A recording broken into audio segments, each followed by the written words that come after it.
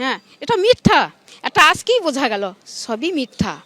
না না, কি প্রশ্ন করলেন ইডি অফিসাররা? হ্যাঁ, বললো আপনার বিশ্বনাথ সাহা যেগুলা করেছিল সে এইটা বোঝাই যাচ্ছে এগুলা সত্যি। আমাকে জিজ্ঞাসা করলো, আমি বললাম মিথ্যা, হিংসা হিংসি।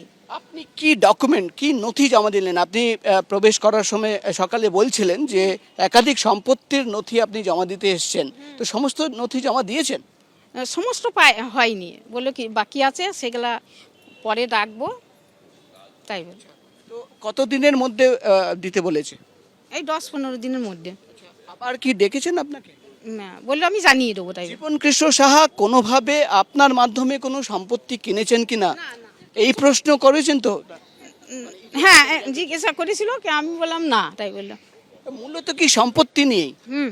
আচ্ছা, আপনি যে সম্পত্তি কিনেছিলেন সেখানে নগদ কোনো লেনদেন হয়েছে কিনা এই প্রশ্ন? না না না, লগন নেন কিচ্ছু হয়নি। এটা ইডি হ্যাঁ আধিকারিকরা জানতে হ্যাঁ, যাইটি ছিল, আমরা লোন নিয়ে করেছি ব্যাংকের। চাচ্ছেন। ব্যাংকের কোনো স্টেটমেন্টের কপি জমা দিয়েছেন? হ্যাঁ, দিয়েছি। সেখানে নগদ টাকা জমা পড়েছে কোথাও? না না, জমা করেনি না।